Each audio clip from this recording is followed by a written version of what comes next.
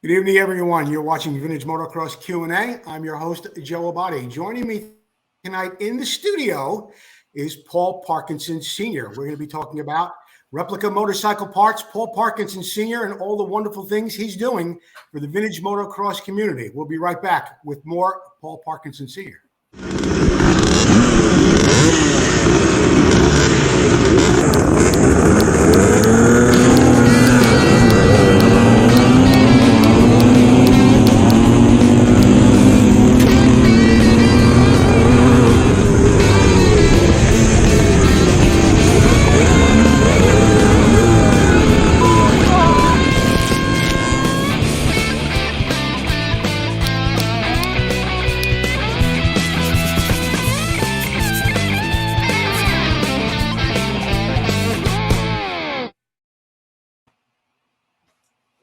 Good evening, everyone. Thank you for joining me tonight for this new episode of Vintage Motocross Q&A. As I mentioned just a moment ago, Paul Parkinson Sr. will be joining me in just a moment. Right now, I want to thank my sponsors who help make this show possible. Motion Pro, Vinco, Preston Petty Products, Racer X, Full Circle Racing, the International Motocross Museum, and of course, Paul Parkinson Sr., who joins me right now in the studio. Paul, thank you for joining me tonight.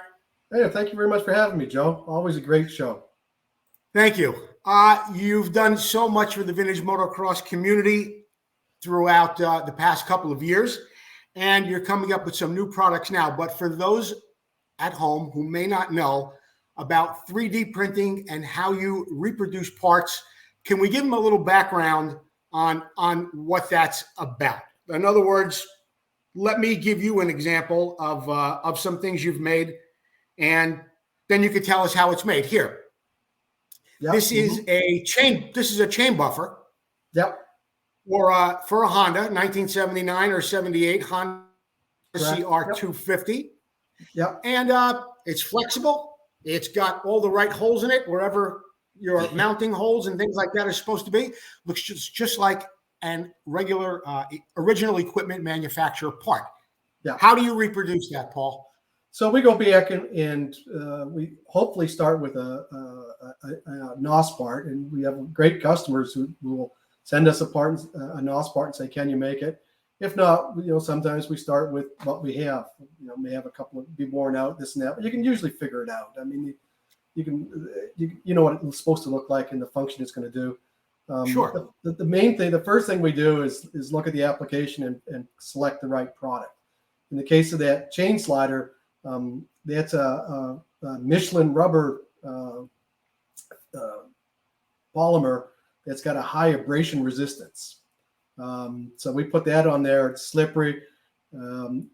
We just try to go back. The original Honda ones were a little bit softer and wore out, in my opinion. So we went we updated the polymer on that. But that's what we do. The main thing, the first thing we do is what do we have in a material that will satisfy the product's needs, so it lasts the customers for a good lifetime and stuff. And then we take the part and we measure it out and redesign it in 3D CAD software, adjusting it for the different aspects you have to do to have it for 3D printing. And then we take it and we print it. We've got 3 different technologies that we use, multiple different materials on each technology.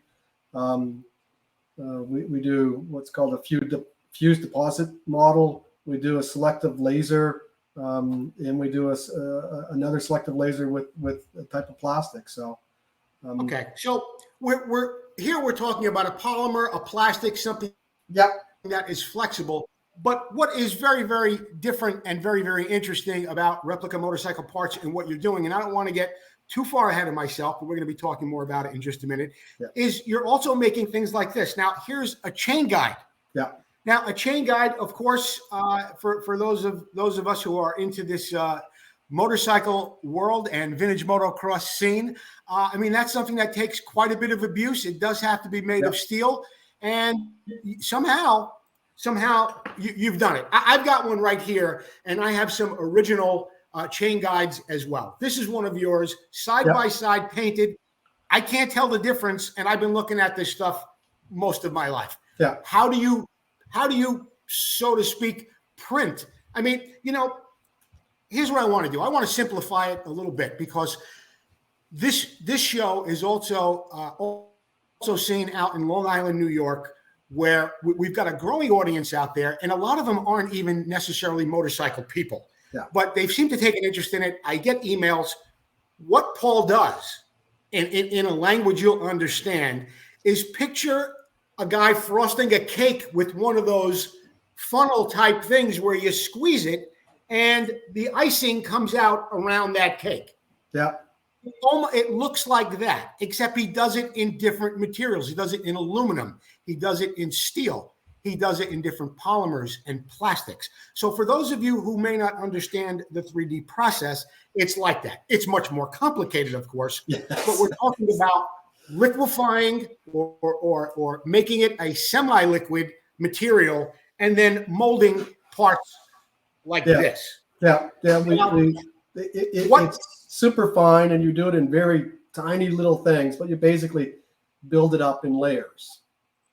Okay. And you're using stainless steels and steels also, Paul? Yep. We have stainless steel. We have aluminum. We've got a variety of different plastics, depending on what the part is. Then we've got 4 different types of rubber. All of the products have, are qualified and tested for automotive applications.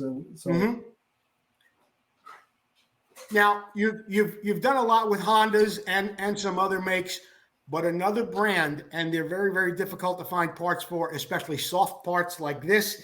Here's a chain guide for a 1974-75 Kawasaki KX 250 400. Yep. You're also making the countershaft sprocket cover, a real nice piece to have on your restorations, but very, very difficult to find. When did you start making the Kawasaki stuff? When can the masses expect to see some of that? So the Kawasaki stuff, we go to all the trade shows, swap meets and races and stuff, and meet customers. Yeah. And it's, we mostly go for educational purposes. This is what we do. Let people touch it and see it. And the Kawasaki guys came out and said, "Wow, man, this is great. All you seem to have is Honda parts." I go, I'm not brand specific, man. It's like, send me a part, I'll make it. So we had a customer, Kevin Cameron, send me a whole bunch of parts, and so we started making them. And we're also doing the 75, 76 KX 400 countershaft cover, which is an aluminum part. So, to be able to find, you couldn't, incredibly difficult to remake that unless you did it with 3D printing. The cost would be exorbitant. So, one of the beauties of 3D printing is you don't need any tooling, and you can make 1 or 2. There's no minimum quantity. So we're always looking for other brands, other parts to make. I got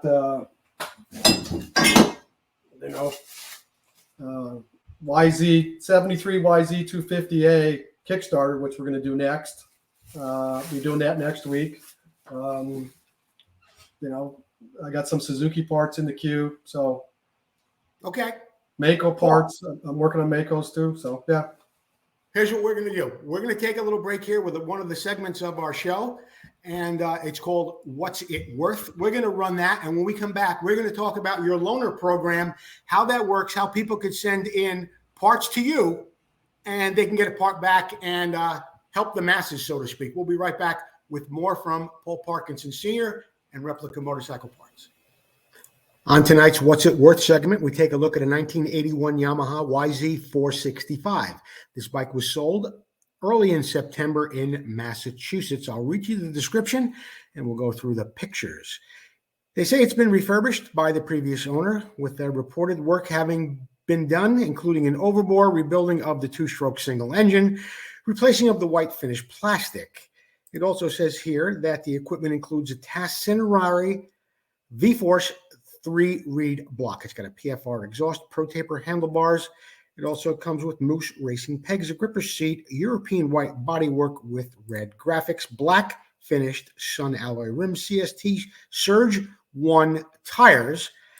It's also got a rear brake billet aluminum stay. The 465cc two-stroke single was reportedly rebuilt, as we mentioned a little bit earlier in this little broadcast that we're doing for you here on Bring a Trailer. I particularly don't like any of the finishes on the bike. I don't know why someone would go with red hubs or do something like this red cylinder that we see here in this picture. I just think it really detracts from the bike. For just a little bit longer in time and maybe a few bucks more, somebody could have had a really, really nice bike. And I'd like everyone to go to the page or put in your best guess right here, what you think this bike recently sold for. Then tomorrow you can go to the Vintage Motocross Q&A page, and I will have there how much the bike actually sold for.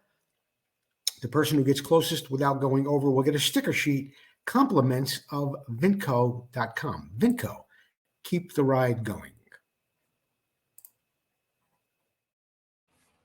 Yeah. Paul, welcome back. You need a timeout? Yeah. What's the matter? So the loan apart, get apart program, we're going to end. Oh, we're going to end that? Okay. Then, all right. So really, it's, if a customer wants a part made, there's no charge for tooling, there's no charge for the design work, and you can buy you can buy one part. Okay. So now, just a moment ago, you were mentioning that you're doing a 74 Yamaha YZ 250A Kickstarter. Mm-hmm. And I think the good thing about that is it's the same for a 360A, and I think they're the same on the B model as well. Yep, I'll have to check, but I think it is, yes. Mm-hmm. Yeah. And we're doing the Yamaha, the Kickstarter, and we're also overwhelming customer demand for the airbox for the early MX, the MX 250, 365, and the good old SC 500. A lot of people using those for conversion, so we'll have that out probably just before Christmas. Wow. So now those are things you just thought you wanted to do on your own, or they were requested by customers? Right. Those are all requested by a customer. I have an SC 500. I've looked at the airbox and thought, nobody'd ever want one, because yeah. And at Diamonds Dawns, it was the #1 requested parts by customers. Really? It's like, oh, do you have this? Yeah. And it's like, yeah. So, but yeah, I mean, if a customer wants to get a part made, it's easy. Just, contact us. There's no tooling. You only have to order one. There's no design fees or anything like that. So it's pretty economical to get a part made that you need. So, okay. Yeah, we'll keep that in mind. Don't forget, one of our sponsors is Full Circle Racing. Get a hold of Tom McAllister. He's got a wheel special going on, but it's only going to be going on for a short while longer. 18, 19, and 21-inch rims. They are laced. They are trued. Send him your hubs. He will powder coat them and refinish them for you. $775 plus shipping and handling. That's from Full Circle Racing. Thank you, Tom McAllister, for all you do for us here at the show. The Kawasaki marketplace we talked a little bit about. Yep. I know what it was, Paul. The thing that, here's something else that absolutely shocked me. And I actually had my hands on these things when we saw each other at the Canada, the Canadian event, the Can-Am event, yeah. 50th reunion. Yep. You had these things. I couldn't believe it. Here they are right here. These pegs. Yep. They were like feathers, as light as a feather. I couldn't believe it. What models are you making them for? How much do they weigh? Tell me a little bit more about these pegs, Paul. So the pegs are an aluminum 6061 T6 alloy. We do them for the first generation Hondas. We also can do them for the second generation. We can do them for any bike. I have a request to do them for a Mako 490, which we're working on in a Can-Am. Okay. We make those in both stainless steel and the aluminum alloy. The stainless steel ones will give you, the OEM version or a wider one. The aluminum ones are always in the wider one. They weigh a fraction of what the stainless steel one does. The stainless steel one weighs a pound. The aluminum one weighs, a third of a pound. Yeah. Paul, I hate the expression devil's advocate, but I am going to play devil's advocate here for just a moment. Sure. You have those pegs. They're way lighter than stock. They're beautiful. Who has tested these pegs? You have any? So Jerry, older guy. Right. So Jerry Maddox will be switching over to the aluminum pegs at the end of the season and testing them. Right. We tried to figure out what the best way to test it was, because you don't know the original design data. So we put it in a big vise, holding it where the pin is, and just took a 50-pound sledgehammer to it, and it makes a wonderful ringing noise, but doesn't move, doesn't break. So that was. That's how you've tested it so far. That's how we've tested it so far. We didn't want to disturb. Jerry's got the stainless steel ones, and when he's finished up the season after the next race in about 3 weeks, he'll take those out and test them a bunch. Okay. Now, you've got a product coming up that is going to be absolutely a monster. I don't know how you're going to keep up with demand on this. Definitely one of the most sought after parts in all of vintage motocross as far as restorations go. The 1973, 1974 Honda CR 125 and 250 silencer. And here it is in the picture. Here it is without paint.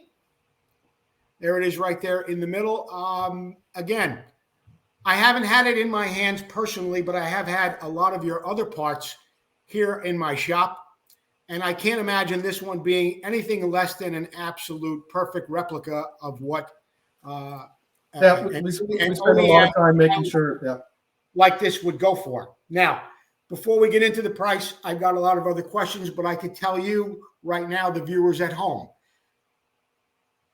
stock OEM silencers, NOS, new old stock, new on eBay, over $1,000. If you can find one. Paul Parkinson is going to be making them. When can we expect to see these things, Paul? Let's talk more about what they'll be made of, and just walk us through this process. When did you first decide you were going to make it? How did it come from concept to completion? Well, it first came out when, we had a whole bunch of customers, and to be honest, we were sitting around saying, what can you make? Can you do this? Can you do that? And it's sort of, we're doing the gearbox as well. You're doing gears? You're making gears? Yes, we're well on the way for the replacement gearbox for the CR250. And so it was, we always start off with a bit of a spitball session. It's like, well, can you make this? Nobody can get them. They're a ridiculous price. And it's like, yeah, sure, we can do that. So it took us a couple of months to do it, because you're right. We try to make sure that every little detail is as close to the original part as possible. Right. It's slated to go and be tested on Monday. And it'll go out. Okay, now this show is being aired on October 11th. Yeah. So you're saying that next week, October 14th, 15th, you're going to be ready to go with having these for sale, or what are we doing? Right. We're going to test it. We're going to probably test it for about a week and a half, 2 weeks. It's a silencer, make sure it fits. It's a solid one-piece design. It's not, we don't have any worries about the welds breaking or anything like that. Right. And then they'll be available in November. Okay. Are you just making these in steel, Paul? Stainless steel? What are you going to be making these in? Right now they're in stainless steel. We worked on an aluminum design, but we're not sure there's, it's really up to customer demand for the aluminum one. But the stainless steel one is incredibly accurate to the original. All right. The $64,000 question. How much is it going to cost? So we're looking at probably about $600 even. We can get $595, $99, whatever, but it's $600. They take, I had somebody ask me what it took to make it today, and it takes 36 hours. To make one? Well, yeah. No, we make more than one at a time, but yeah. Right. The entire process takes us 36 hours.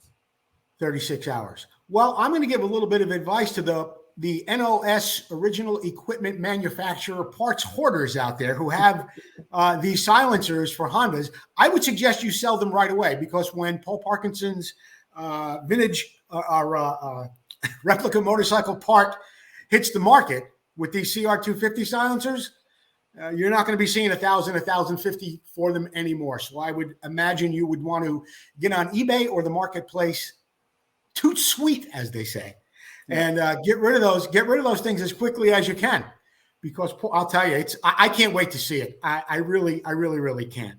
Paul, we're going to take a little bit of a break. We're going to hear from the International Motocross Museum. We'll be right back with the magician, Paul Parkinson Sr. Motocross struck America, coming from Europe like a lightning bolt, striking the hearts and minds of people all across the country and the world. Battles of intense racing and cutting rivalries with loyalty to brands and heroes intensified as years of blood, sweat, and dirt flew through the minds of those memories of champions as they wrestled their machines through almost impossible tracks. But where are those past champions? And where are their bikes? Terry Good, an ex-pro motocross racer, has made it his life mission to honor these heroes and the bikes they rode to stardom.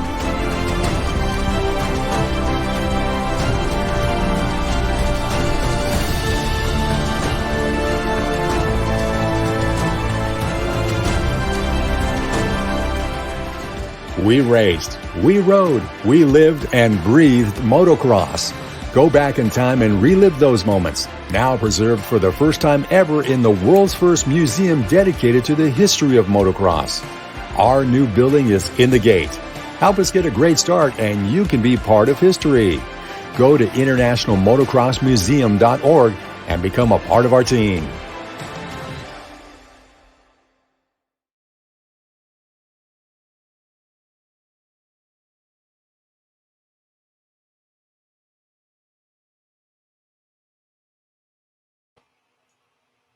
Paul Parkinson Sr. We've been talking about all the wonderful things he's been making over at replicamotorcycleparts.com.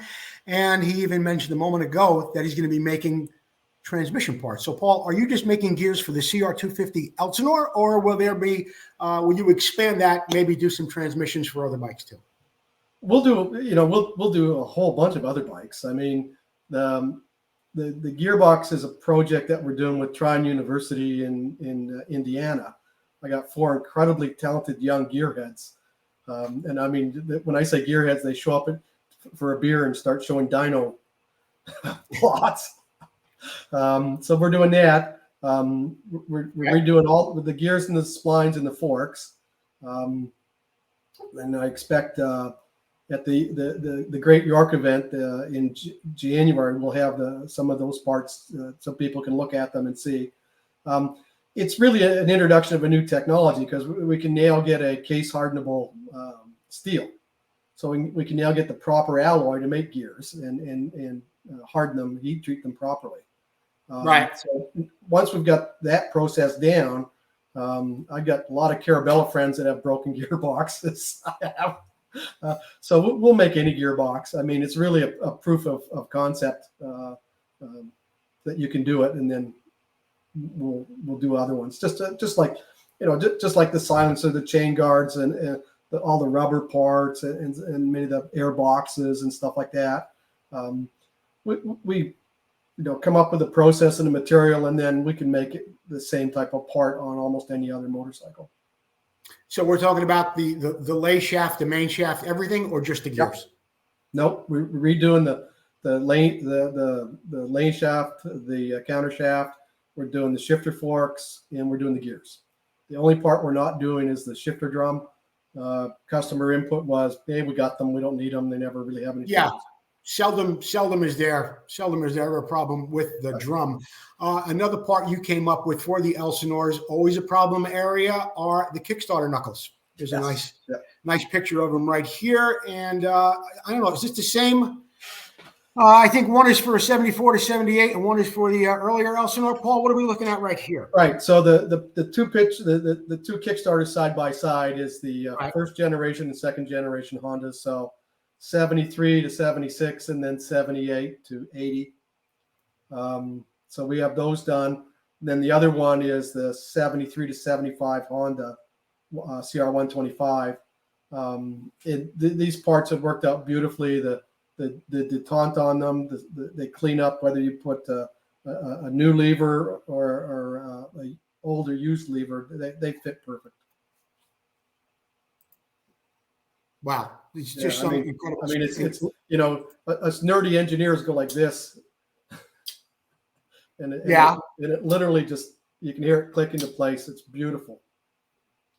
Yeah, and it's another, well, again, we're talking about 50-year-old bikes, and those things wore out 48 years ago.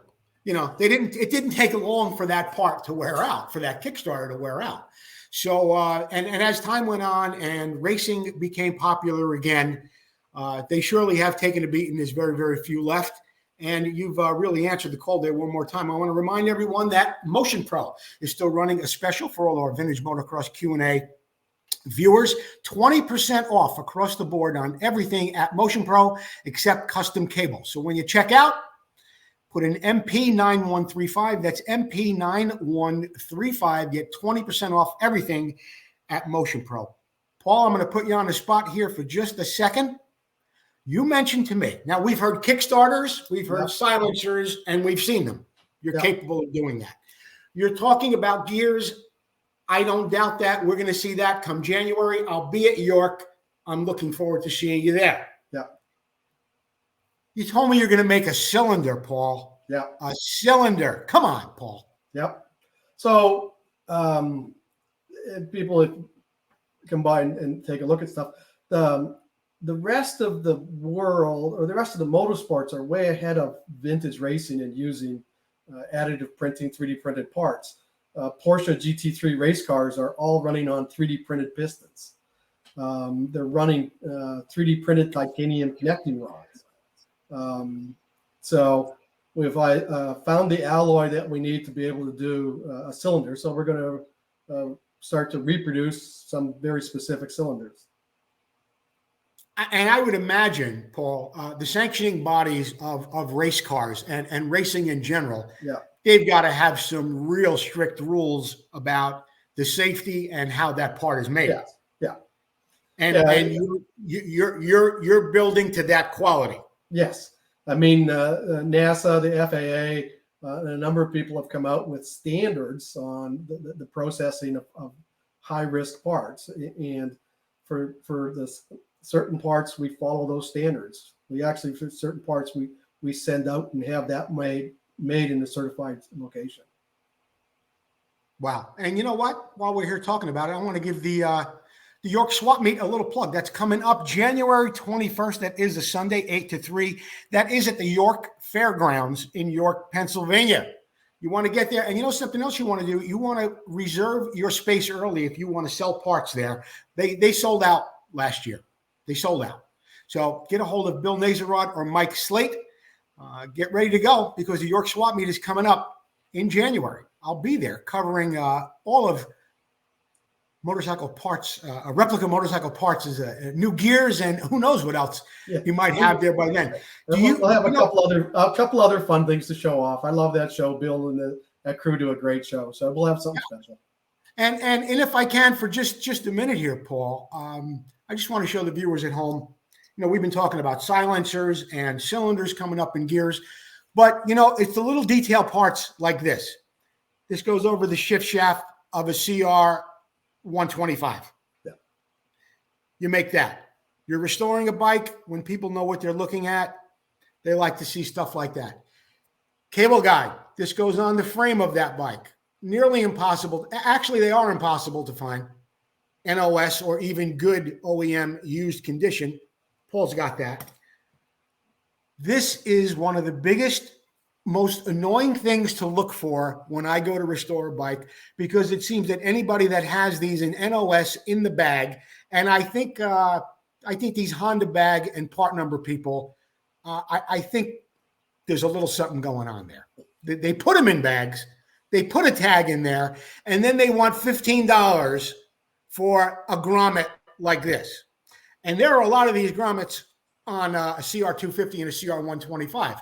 You got 4 in the back fender, 4 in the front fender, 1 on each side panel, 2 on a gas tank. Next thing you know, You got 15 of these things on your bike, and even at $5 a piece, it starts to add up. Paul has these. They're beautiful. I've used them on restorations. Just another reason to get over to replicamotorcycleparts.com. And of course, for the racers, I love these, Paul. This is the air filter cage. Yep. This is absolutely fantastic. Yep. We sell a lot of those. Yep. A lot of people converting to the 75 CR125. Why is that? To get more airflow. Yeah. Oh, because and you get it's a bigger filter, I think, too. Yeah. We mentioned some of the Kawasaki parts.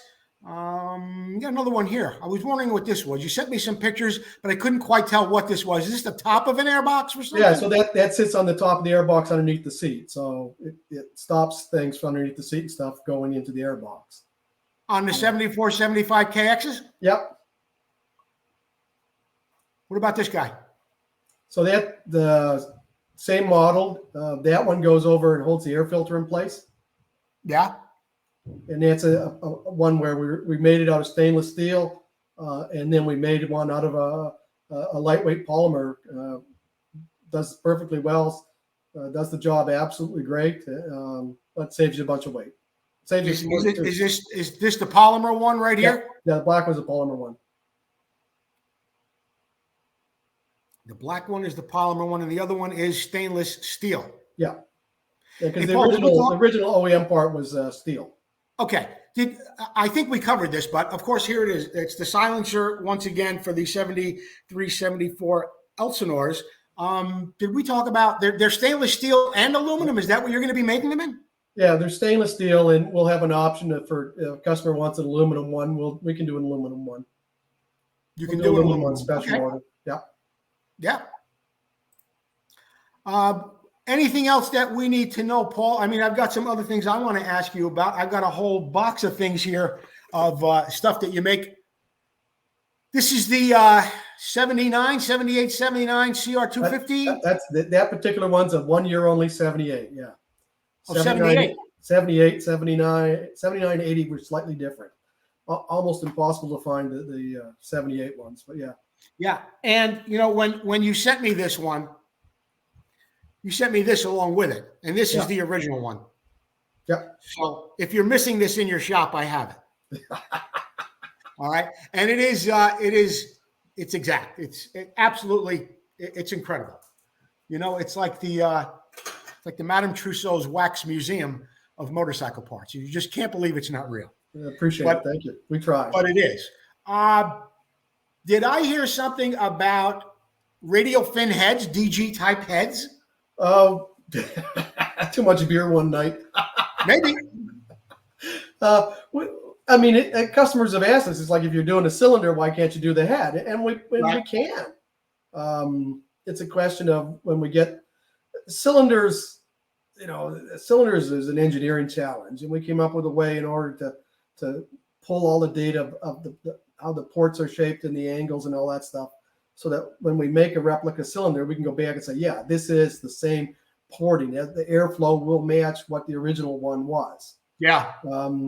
Cylinder heads, we can do them. It's just not sure. We have to look at the economics of it and stuff like that. Okay. All right. Yeah. We're going to take a little bit of a break here. We'll be right back with more from Paul Parkinson Sr., and we're going to find out why he's senior and what Junior does when we come back.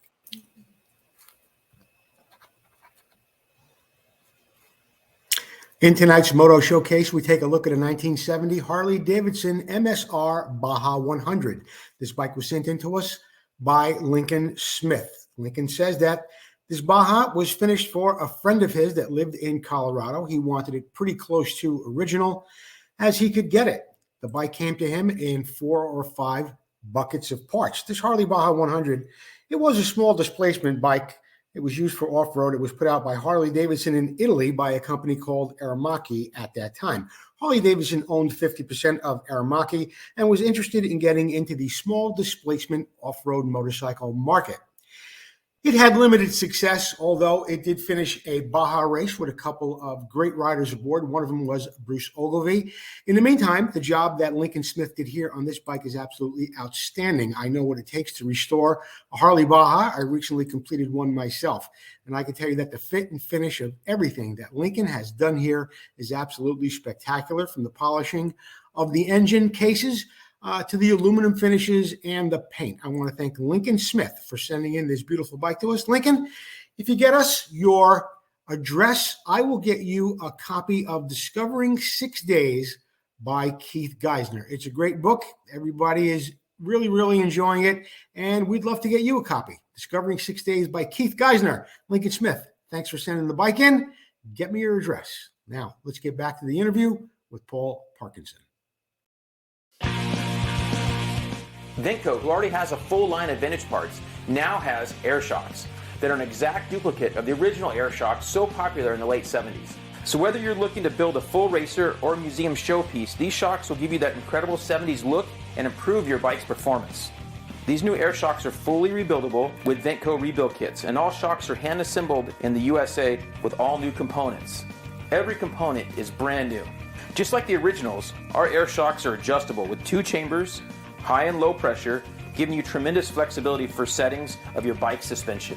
The Vintco air shocks come fully assembled and ready for installation. Just add air or nitrogen. The kits include the manual and spacers. Visit Vintco.com to check out the air shocks and all that Vintco has to offer to help you get back on track and to keep that ride going.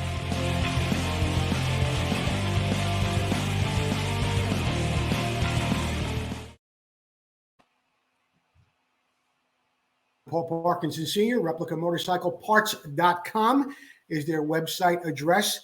On your Facebook page, everywhere you go, whenever your name is mentioned, it's Paul Parkinson Sr. I thought the name Paul Parkinson Jr. was familiar to me. Why don't you tell us a little bit more about Jr. and why his name might ring a bell with some people? And don't be shy, Paul. Yeah, the Junior was a Canadian junior men's silver medalist. He then spent 6 years in Colorado Springs with the U.S. Olympic figure skating team. He shows up in the U.S. Olympic, the 2014 Olympic promo videos and stuff. Was the Italian national champion and went to the 2014 Olympics. And when he won a championship, I was at the time working in Taiwan, and everybody, I sent out a note to all the people, and they were, you skate? You must be amazing, man. You everything. Not realizing that Asians do not call their children after themselves. So I had to.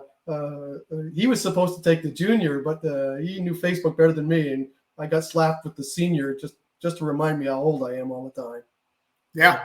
So what Olympics did he compete in? He did the 2014s in Sochi. Okay. And he's now professional figure skating coach out of Toronto. He's got a number of Canadian champions. He's travels the world coaching kids and going to competitions. He's done quite well. Paul, we just mentioned a moment ago that you're going to be at the York Swap Meet. Will you be at any other events like that between now, October, and January? Anything else coming up where people could come out and see and touch your parts? No. We did a whole bunch this summer and stuff, and so we're going to stay and make parts and work away on that, and then we'll do the York event, and hopefully at York we'll release our schedule for events throughout 2014. Okay, if you do have some free time at the end of October, George Ackerman and the Moto Barn, they're having a great event down there in Rutherford Glen, Virginia. It is free, and he's got a beautiful display of motorcycles and all sorts of memorabilia down there. So that is coming up October 28th. If you wanted to go to that, Paul, we would be more than grateful to have you there. We really, really would. I'm going to be there. Martina Faltova-Cope, Steve Wise, Warren Reed, Gary Bailey, Don Kadalski. There's going to be free food and drink. It's going to be a wonderful time. If you want to know more about that and you think you might want to get up from Florida or down from Canada, wherever you might be at that time, let me know. We'd love to have you. Yeah, it actually works out. It didn't used to, but with everything moving around, it works out to come down to Canada and stop in and visit it. So I'll take a look at it. I love meeting, fellow enthusiasts and stuff. It's just such a, the passion for the sport from so many people, and then just the excitement to understand that, parts that we've never thought we'd ever see again can suddenly be made at, without a huge upfront cost and very quickly. Yeah. Yeah. And just again, and maybe I'm just harping on it a little bit, but I am excited about it. This part right here has been the difference between a perfect restoration and a 95-point restoration in some cases. A lot of guys, you're lucky sometimes you might get a pipe. But when you can't get that silencer, it's you do the best you can, and you could wait around for a very, very long time before you ever see a silencer like that. And it looks like you're on top of it, Paul. I mean, you've got other things coming up, including gears, cylinders, possible heads, and who knows what else. Is there anything else you want to bring to our attention tonight before we move on? No, I mean, we really appreciate all the feedback and encouragement from our customers and Sure. people we meet at shows. And, we're enthusiasts. We understand the value of the little part as much as the value of the big part. So we'll continue to make a wide range of parts so that people can enjoy their motorcycles to the fullest. Well, ReplicaMotorcycleParts.com. They've got a great comprehensive website. You can see everything they make on there. Paul's information is on there if you want to get in touch with him, or he's on Facebook. And I've got the parts right here. I've seen them myself. I've tried them on restorations that I've been working on. The fit, the finish, it's absolutely amazing. Paul, I want to thank you for taking the time to chat with us tonight. And if there's anything else that comes up, let me know. I'd love to have you back on the program so we could tell the people exactly what's going on with you and Replica Motorcycle Parts. Great. Thanks a lot, Joe. I love the show. You're welcome. You are very, very welcome. And don't forget, don't disconnect. We're going to download so we have a good copy of this, okay? Yep. Paul Parkinson Sr., ReplicaMotorcycleParts.com. Thanks, Paul. Thanks, Joe. We are going to take one more commercial break. I'll be back with a couple of announcements, and then we'll wrap it up here at Vintage Motocross Q&A. Hey, it's Joe Abadi for Vintage Motocross Q&A. When you're replacing a cylinder or a gasket or doing a top end on your bike, many times it's very, very difficult to get to the nuts that are on the base. And you want to be sure that you torque those evenly whenever you change a top end. Motion Pro has come up with this great tool. It's the torque adapter, okay? You can put any size wrench in there and you can tighten it up. On the back is a 3/8 drive.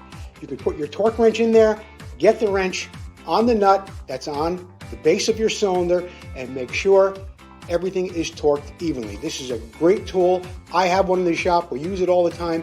It comes with instructions as well. Go see your local dealer or get to motionpro.com. And don't forget, go over to Vintage Motocross Q&A to get a 20% discount on all Motion Pro tools.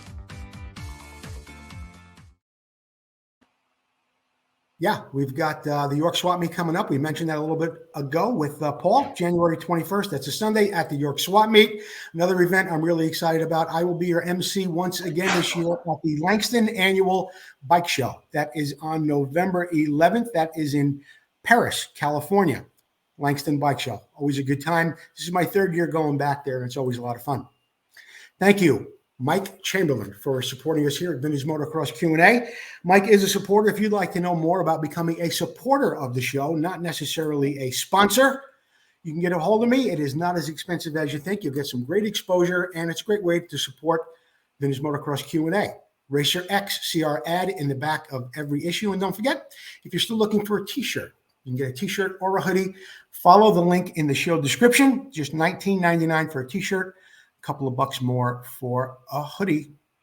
I think that about wraps it up for this episode of Vintage Motocross Q&A. I want to thank my guest tonight, Paul Parkinson Sr. Next Wednesday, a guest many, many people have asked me about. And we just did an interview about a month ago with John Gregory from JT Racing. My guest next Wednesday will be Rita Ruth Gregory. You don't want to miss that. That's coming up next Wednesday on Vintage Motocross Q&A. Until then, I want to thank you all for joining us. Don't forget to comment on the What's It Worth segment. We'll have a winner tomorrow on the page. Go over to the page. You'll find out who got closest to, without going over on that.